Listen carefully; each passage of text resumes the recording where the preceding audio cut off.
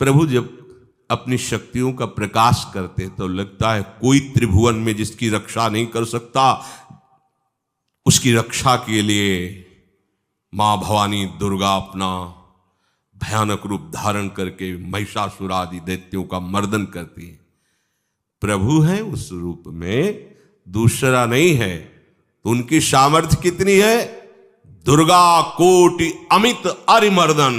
हरि की सामर्थ्य कैसी? अमित दुर्गाओं जैसी।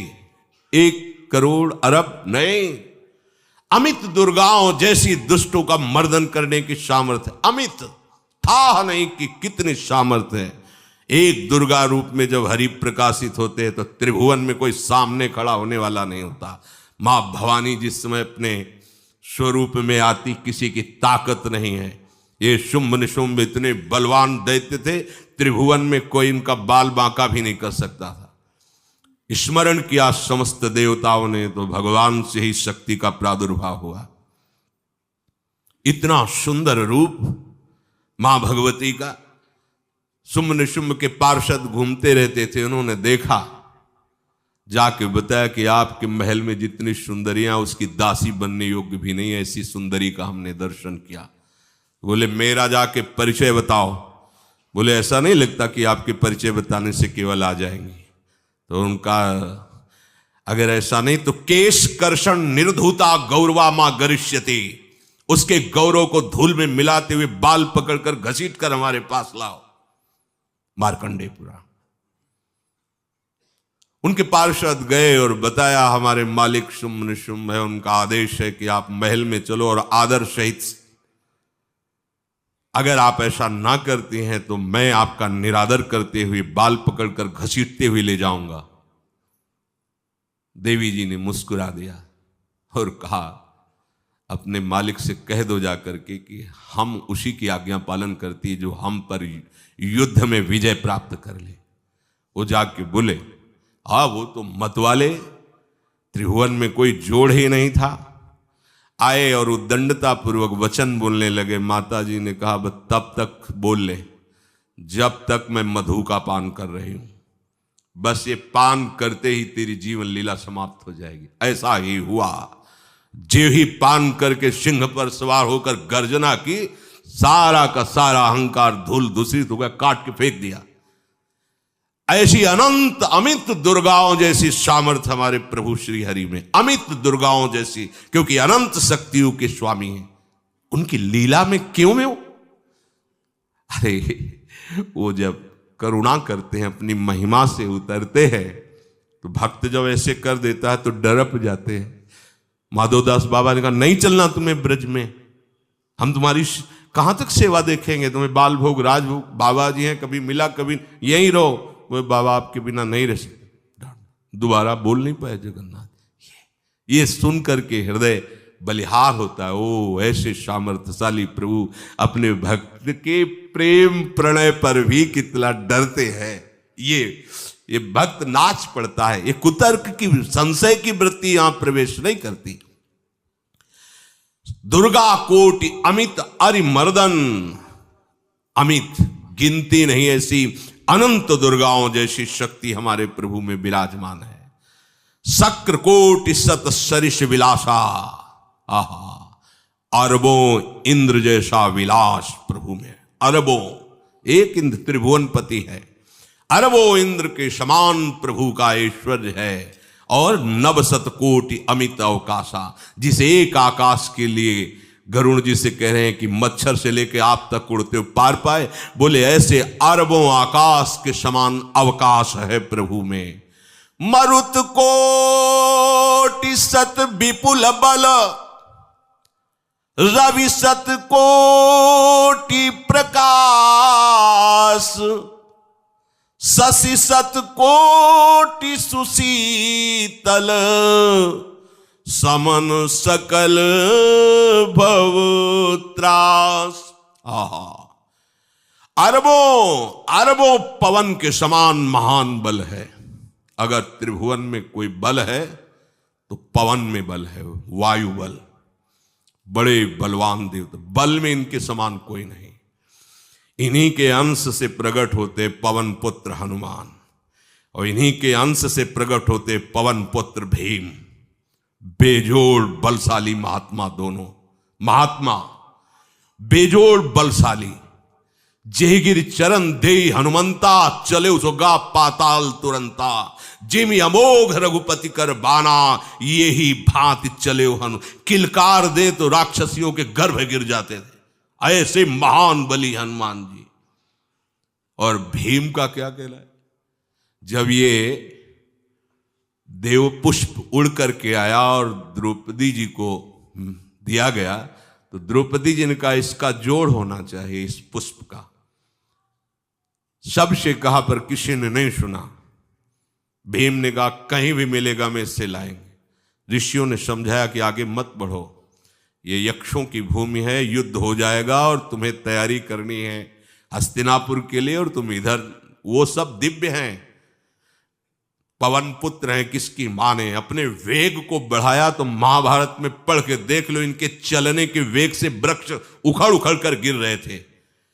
ऐसे जब चल रहे थे तो चलने के वेग से वृक्ष उखड़ जाते थे भीम के। तो हनुमान जी ने सोचा किसी के समझाए तो समझेंगे नहीं, तो आगे पवन पुत्र ही बैठ गए, बूढ़े बानर का वेश लेकर, लंबी पूंछे से। मार्ग में मर्यादा है, किसी पशु को भी नहीं लांघना चाहिए। विवेकवान उपासक ऐसा नहीं कि कोई सो रहा है पशु भी आप उसे लांघ जाए, ऐसा नहीं। जो विवेक है, जो मर्यादा है, वैसे किसी सोते हुए को लांघना नहीं चाहिए। उन्होंने कहा है वृद्ध बानर ये अपनी पूंछ हटा ले और मार्ग दे दे, इस समय मैं विशेष कार्य के लिए जा रहा हूं। तो उनका जब कह ही दिया है वृद्ध, तो आप समझ ही रहे होगे कि वृद्ध में क्या ताकत होती। अब मेरी ताकत पूंछ हटाने की नहीं रह गई है, आपने तो वृद्ध ही कह दिया है, तो आप समझ रहे हो ना, आप पूंछ हटा लीजिए। कहा हमारी आज्ञा की अवहेलना करे, ऐसे उठी नहीं, दोनों हाथ लगाया, नहीं उठी, पूरी ताकत लगा दी। पवन पुत्र भीम की पूरी ताकत लग गई, पूंछ जरा से भी नहीं ली। हाथ जोड़ के खड़े बोले हम समझ गए हमारे बड़े भ्राता आप हनुमान जी हैं, क्योंकि ऐसा कोई बानर सृष्टि में पैदा नहीं हुआ कि मैं उसकी पूंछ ला हिला सकूं। मैं समझ गया। तो मुस्कुराए और बैठ के बोले हमारी आज्ञा मानो, इस मार्ग में मत जाओ, ये देव मार्ग है, ऐसे ऐसे सिद्ध हैं कि आपका अपराध बन जाएगा, आप शाप से युक्त हो जाएंगे, इसलिए मैं आपको मना। बोले प्रभु जब आप कृपा करके आए हो तो हमें वो रूप दिखा दो जो लंका में आपने रूप दिखाया। बोले मत उस बात की चर्चा करो, रहने दो। बोले प्रभु एक बार देखना चाहता हूं कि मेरा बड़ा भाई कितना बलवान है। हनुमान जी ने कहा फिर देख लो। कनक भूधराकार शरीरा, समर भयंकर अति बल। कांप गए भीम जी, हाथ जोड़ बोले भैया नीचे। स्वर्णिम कांति, वो भयानक उनका रुद्र रूप, कांप गए भीम, कांप गए। वायु में अगर बल में देखा जाए तो सबसे ज्यादा वायु बलवान है। भगवान कैसे है? मरुत कोटि सत विपुल बल, अरबों वायुओं जैसी महान ताकत हमारे प्रभु में है, संशय नहीं। वो अगर छोटी सी कार्य के लिए सहयोग लेते हैं, ए उठवा दो, ऐसा कर, भक्तों के साथ वो विनोद करते, लीला करते, नहीं उनमें बल कितना है। ऐसे पवन पुत्र हनुमान जिनके चरणों को ऐसे गोद में लिए रहते हैं। एक उपनिषद में चरित्र आता है कि असुरों पर विजय प्राप्त करने के कारण देवताओं को गर्व हो गया और सभा में नृत्य गान चल रहा था। भगवान जब किसी पे गर्व करते हुए देखते हैं तो उनको अच्छा नहीं लगता। फिर सृष्टि के विधान के प्रधान अधिकारी जब देवतागण और देवराज इंद्र और उन्मत्तता, विजयश्री में उन्मत्तता आ जाती है, तो भगवान ने एक यक्ष का रूप धारण किया और सभा के प्रधान द्वार पर दिखाई दिए। देवराज इंद्र ने कहा कि पता लगाओ ये कौन है, बिना आज्ञा के, बिना सूचना के कैसे आ गया है, क्योंकि त्रिभुवनपति है ना। अग्नि देवता ने कहा मैं जाता हूं, पता लगा के आता हूं, क्योंकि किसी बलवान का परिचय पूछने के लिए निर्बल को नहीं भेजा जाता। अग्निदेव गए और कहा आप अपना परिचय दीजिए, कौन हो और यहां कैसे आए हो। तो उनका परिचय लेने के पहले हम आपका परिचय जानना चाहते हैं, आप कौन हो। उन्होंने कहा कि मैं अग्निदेव हूं। सामर्थ्य आपकी, त्रिभुवन को उपले की तरह भस्म कर सकता हूं। मैं समस्त प्राणियों के उदर में बैठकर अन्न और जल का पचाकर जीवन दान देता हूं, जीवन पोषण करता हूं। अच्छा, एक तिनका फेंका, हम तुम्हारी बात तभी प्रमाणित, ये उपनिषद की बात, हम तुम्हारी बात तभी प्रमाणित मानेंगे जब तुम इस तिनके को जला दोगे। अब कोई अग्नि देवता से तिनका जलाने की बात कहे, सहज में दृष्टि डाली, कुछ नहीं हुआ, पूरा पावर लगा दिया। यक्ष जी ने मुस्कुरा कर कहा तुम तो कहते थे पूरे त्रिभुवन को उपले की तरह जला दूंगा, अब गिरीवा झुकाई पहुंचे। देवराज इंद्र ने कहा कौन है। बोले असमर्थ रहा उनका परिचय जानने में, वायु देवता। आप अपना परिचय बताइए। आप अपना परिचय जो आए हो तो हमें पहले बताओ, तब हम अपना परिचय दें। तो उनका मैं महान देव वायु हूं। बल आपका, संपूर्ण जीवों का जीवन हूं। अगर मैं रुक जाऊं तो एक भी क्षण सृष्टि टिक नहीं सकती, क्योंकि सब वायु से जीवित है। और मैं पूरे ब्रह्मांडों को तिनके के से उड़ा सकता हूं। ये तिनका है, उड़ाओ। पूरी ताकत लगा दी वायु देवता ने, तिनका नहीं उड़ा। ग्रीवा झुकाई, वापस चले गए। अब देवराज इंद्र उठे, जे ही नजदीक पहुंचे यक्ष अंतर्धान हो गए और देखा साक्षात ब्रह्म विद्या, दूर से मूर्तिमान ब्रह्म, और डांट लगाई कि तुम उनसे संभाषण करने योग्य भी नहीं हो, क्योंकि तुम सबसे बड़े सिंहासन पर बैठे हो और अहंकार करते हो। तुम्हारे देवता सब सामर्थ्यहीन है, एक तिनका भी अग्नि नहीं जला सका, एक तिनका भी वायु नहीं उड़ा सका। अरे जिनकी शक्ति से शक्तिमान वो भगवान स्वयं आए हुए थे, कांप गए देव। अहंकार मत करो, जाओ। भगवान के बल से तुम विजयी हुए, देवताओं के बल से नहीं। देवताओं में जो शक्ति है वो उन्हीं के अंश से आई हुई है। अरबों वायु के समान महान बलशाली हमारे श्री हरि, अरबों सूर्यों के समान उनका प्रकाश, अरबों सूर्यों के समान प्रकाश, अरबों चंद्रमाओं के समान सुशीतलता, समस्त भयों और दुखों का नाश करने वाले प्रभु श्री हरि।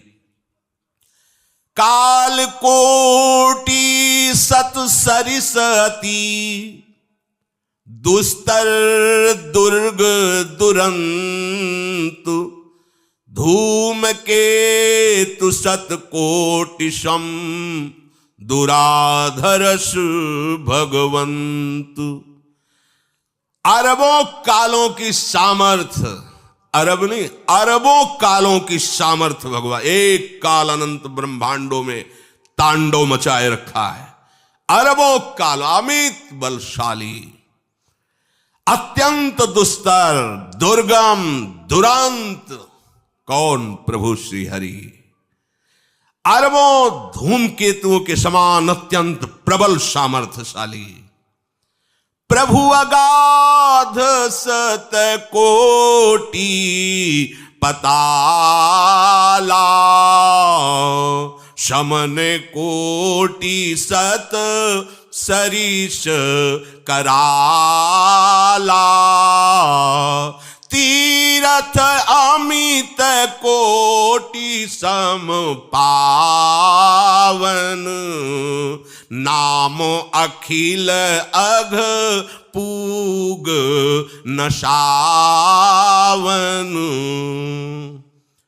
कितने अथाह हैं प्रभु। बोले अरबों पाताल से भी बढ़कर, अरबों पाताल से भी बढ़कर गहरे हैं, कोई था नहीं पा सकता।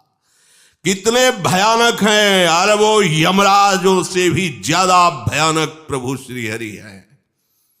अनंत कोटि तीर्थों को भी पावन करने वाले परम पवित्र जिनके श्री चरण हैं, वो तीर्थपाद श्री हरि हैं।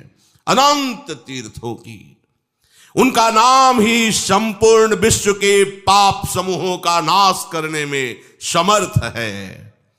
हिमगिरि कोटि अचल रघुवीरा, सिंधु कोटि सत समगंभीरा, कामधेनु सम कोटि। आहा, देखो अब किसके सामने तुम्हें हाथ पसारने की जरूरत है? समझो, अगर अपने प्रभु को जान जाओगे, समझ जाओगे, तो फिर कहीं इधर उधर झांकने की जरूरत नहीं, किसी के सहयोग की जरूरत नहीं। कैसे प्रभु? ऐसे वो स्थिर हैं कि जैसे तूफान चल रहा और हिमालय का आश्रय ले लो तो डरने की जरूरत नहीं, कोई भी तूफान हिमालय को उखाड़ नहीं सकता। ऐसे ही कह रहे हैं, अरबों हिमालयों जैसी स्थिरता प्रभु श्री हरि में है। अरबों समुद्रों के समान गंभीर है। कामधेनु सत कोटि समाना, सकल काम दायक भगवाना, सारद कोटि अमित चतुराई,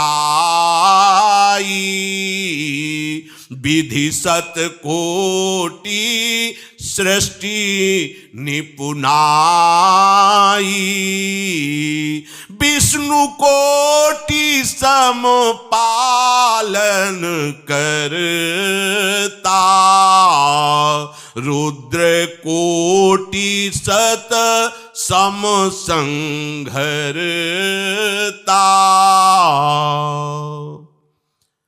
अरबों कामधेनुओं के समान प्रभु श्री हरि हैं। एक कामधेनु मिल जाए तो निहाल हो जाए।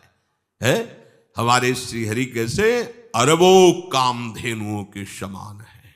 इच्छित कामनाओं की पूर्ति कर दे उसे कामधेनु कहते हैं। प्रभु में कितनी चतुरता है! अनंत कोटि सरस्वतियों की एक सरस्वती ब्रह्मांडों का संचालन करती है, बुद्धि के अधिष्ठात्र देवी हैं। और यहां क्या, हमारे श्री हरि अनंत कोटि सरस्वतियों की चतुराई समाई हुई है। अरबों ब्रह्माओं के समान सृष्टि रचने में समर्थ। एक ब्रह्मा प्रकट कर दिया, एक वैभव प्रकट हो गया। अरबों ब्रह्माओं जैसी सामर्थ सृष्टि रचना की प्रभु में है। आहा! और अरबों विष्णुओं के समान पालन करने की सामर्थ प्रभु में है। अरबों शंकर के समान संहार करने की सामर्थ्य प्रभु में है। धनद कोटि सत सम धन वाना, माया कोटि प्रपंच निधाना, भार धरन सत कोटि अहिसा, निरवधि निरूपम प्रभु जगदीसा। अरबों कुबेरों के समान धनवान है। अरबों मायाओं के समान सृष्टि करने में सामर्थ्यशाली है। अरबों शेष भगवान के समान अनंत भार उठाने में समर्थ है। जगदीश्वर प्रभु श्री हरि की कोई उपमा, कोई सीमा नहीं है। ये उपमा रहित और सीमा रहित है। निरुपम न उपमा आन राम समान, राम निगम कहे, जिम कोटि सत खद्योत समु, रवि कहत अति लघुताल है। यही भांति निज निज मति विलास, मुनीस हरि बखा नहीं, प्रभु भाव गाहक अति कृपालु, सप्रेम सुनि सुख मानहि। प्रभु भाव गाहक अति कृपालु, सप्रेम सुनि सुख मानहि। प्रभु श्री हरि उपमा रहित हैं, उनकी कोई अनंत ब्रह्मांडों में किसी से उपमा नहीं दी जा सकती। प्रभु के समान केवल प्रभु हैं, ऐसा वेद कहते हैं। अरबों जुगुनियों के समान यदि सूर्य को कहा जाए तो सूर्य का अपमान होता है, सम्मान नहीं। ऐसे ही जो अभी तक वर्णन किया गया उसको समझो। अरबों जुगनुओं के समान यदि सूर्य को कहा जाए तो सूर्य की प्रशंसा नहीं, एक तरह से अवहेलना है। आहा, इसी प्रकार अपनी बुद्धि के विकास के अनुसार मुनीश्वर, अपनी बुद्धि के विकास और प्रकाश के अनुसार मुनीश्वर प्रभु का वर्णन करते हैं। गुण महिमा नाम बल पर थाह कोई नहीं पाओ, आज तक कोई थाह नहीं। ऐसे प्रभु की लीला में कोई कुतर्क, कोई संशय, अब वो क्या बुद्धि है उसका खुद विचार करे।